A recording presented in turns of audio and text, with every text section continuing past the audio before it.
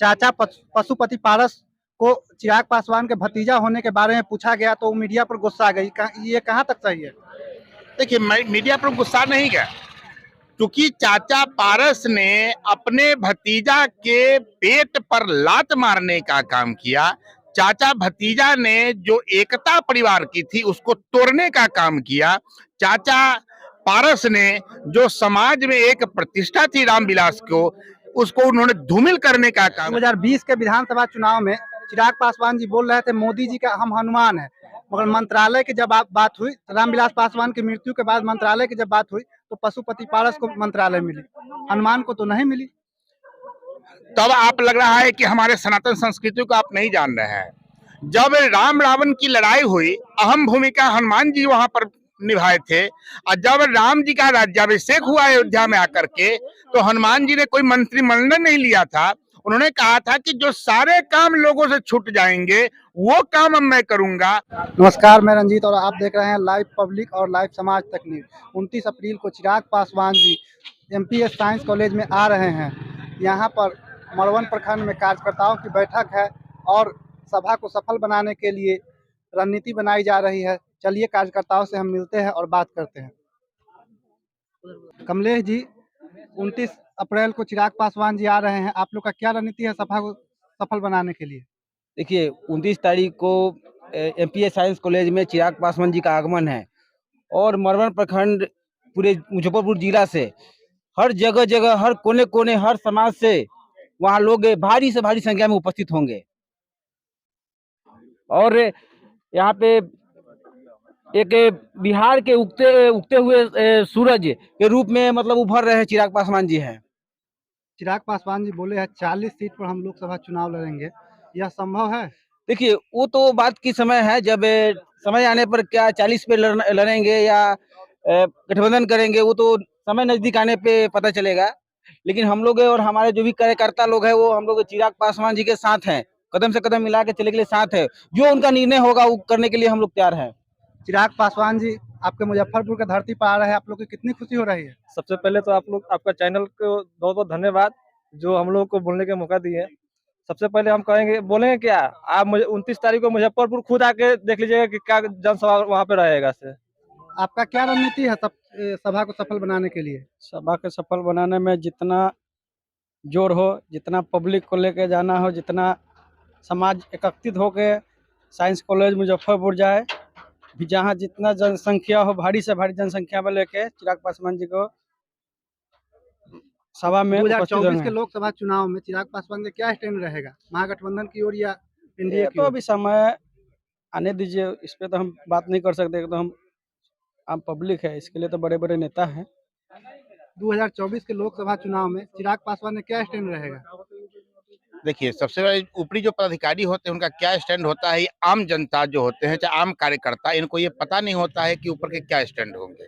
लेकिन ऊपर का जो भी माने नियम होगा, ऊपर का जो भी उनका आदेश होगा, आम कार्यकर्ता उसको आंख मूंद के इसलिए मानेगा कि उन्होंने बिहारी शब्द को गाली की बजाय ताली बना दिया। इसलिए मानेगा उन्होंने बिहारी शब्द को बिहार का गौरव बना दिया। इसलिए मानेगा कि उन्होंने बिहारी होने पर अपने आप में गौरवान्वित होने का लोगों को एक मौका दिया। इसलिए उनका जो भी निर्णय होगा, बिहार का एक एक बच्चा उनके निर्णय का स्वागत करेगा और उसी स्वागत के अनुरूप आगे की रणनीति पर वो चलेगा। तेजस्वी यादव की इफ्तार पार्टी में चिराग पासवान गए थे, कहीं ये संकेत नहीं है कि महागठबंधन की ओर जा सकते हैं? देखिए, चिराग पासवान जो गए हैं तेजस्वी यादव की इफ्तार पार्टी में, तो बड़े नेता हैं और जब बड़े लोग कहीं बैठते हैं और जब किसी भी समुदाय का एक कार्यक्रम होता है तो उस कार्यक्रम में बुलाने पर न जाना एक आम पब्लिक में बहुत गलत संदेश जाता है। तो वो तेजस्वी यादव के पार्टी में नहीं गए थे, बल्कि हमारे बिहार की जनता ने जो एक इफ्तार पार्टी रखा था, जो उनका अभी समय चल रहा है रोजा, वो रोजा को तुड़वाने के लिए, क्या नाम है, पूरा करने के लिए वो उस पार्टी में गए थे और समाज को एक दिशा देने के लिए गए थे कि हम एक एक व्यक्ति के साथ हैं, एक एक धर्म के साथ हैं, हर एक समाज के साथ हैं। इफ्तार पार्टी में जब गए थे तो नीतीश कुमार को पैर छुए थे और बाहर निकले तो उनका विरोध कर रहे थे। ये हमारी तो संस्कृति है सर, कि अपने से बड़ों का पैर छू के हम पुरातन से प्रणाम करते हुए चले आए हैं। तो स्वाभाविक है कि जो व्यक्ति उनसे उम्र में बड़े हैं, जो व्यक्ति उनसे उम्र में छोटे हैं, उनको आशीर्वाद, और जो उम्र में बड़े होते हैं उनको प्रणाम, ये हमारी सनातन संस्कृति है। ये सोचने वाली बात है कि हमारे नेता अपने सनातन संस्कृति का कितना सम्मान करते हैं कि नीतीश बाबू विरोधी होते हुए भी उन्होंने सनातन संस्कृति के तहत उनका पैर छू करके उनका अभिवादन किया, ताकि आम जनता जो उनके सही माने कार्यकर्ता हैं वो देखें कि समाज में भी यदि कोई विरोधी होता है, अगर वो हमको पहले मुलाकात होता है तो पहले हम उसका पैर छू के प्रणाम करें और उसके बाद अपनी बात को उसके सामने रखें। अगर हमारी उनकी बात नहीं बनती है, हमारा उनका सोच मेल नहीं खाता है, तो वो हमारे विरोधी हैं। अगर पैर छूने से वो हमारे विचार के समानांतर आ गए तो हमारे समानांतर हो गए। तो इसलिए पैर छूना हमारे सनातन संस्कृति का एक आपसे कहते अंग है। ये कोई गलत बात नहीं है कि अपने से बड़ों से आशीर्वाद लेना।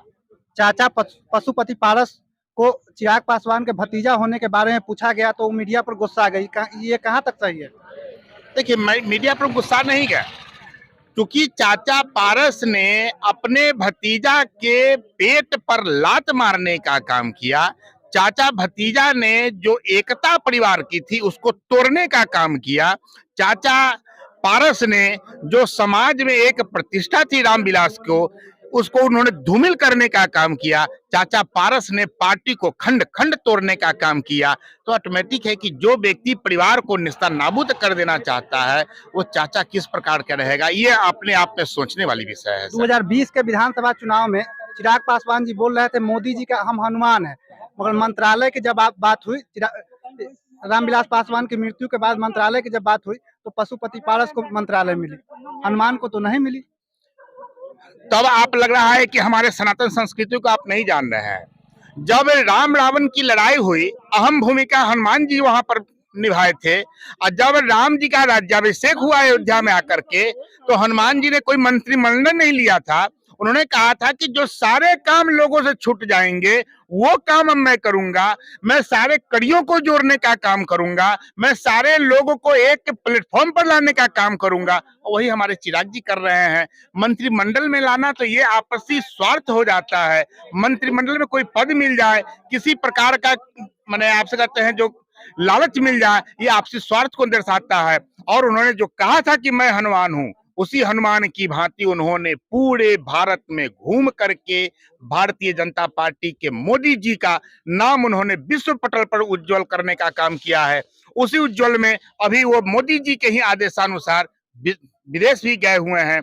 उनके आदेशानुसार वहां पर भी उन्होंने मोदी जी के नाम को उज्जवल किया है। उसी अनुरूप यहाँ भी आकर के उस मोदी जी के नाम को उज्जवल करते रहेंगे, क्योंकि मोदी जी हमारे प्रधानमंत्री हैं। रामविलास पासवान जी का बंगला भी भाजपा के लोग खाली करवा दिए। नहीं, वो रामविलास पासवान जी का फिर आप यहाँ पर क्वेश्चन करते हैं। वो सरकारी बंगला था, न कि रामविलास जी के पासवान जी का बंगला था। स्वाभाविक है कि जो सरकारी बंगला उसी व्यक्ति को मिलता है जो किसी पद पर रहता है।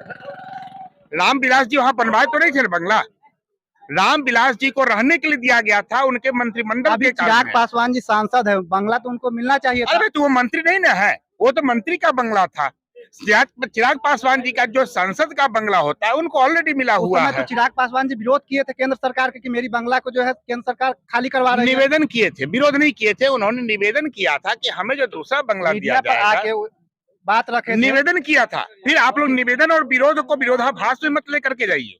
निवेदन करना और विरोध करना दोनों में दो चीज होता है। उन्होंने निवेदन किया था कि हमारे पिताजी पूर्व से यहाँ रहते चले आए हैं, हमारी एक ये बंगला जो हमारी पहचान बन गई हुई है, अगर इसी बंगला को हमें दिया जाएगा तो हमारे आने वाले बिहार से कार्यकर्ता वो दिल्ली में भटकेंगे नहीं, कहीं से पूछ करके बंगला पर आ सकते हैं। ऐसा निवेदन उन्होंने किया था। लेकिन मंत्रिमंडल का विस्तार करना था, मंत्रिमंडल की बात थी, जिस कारण से मोदी कैबिनेट उनको देने में असक्षम जताया। इसका उन्होंने कहीं कोई विरोध नहीं किया था। जो बंगला उन्हें दूसरा दिया गया उन्होंने सहज उसको स्वीकार किया। महंत जी को आप इनके बातों से कितने सहमत है, कमेंट करके बताएं। जय हिंद, जय भारत।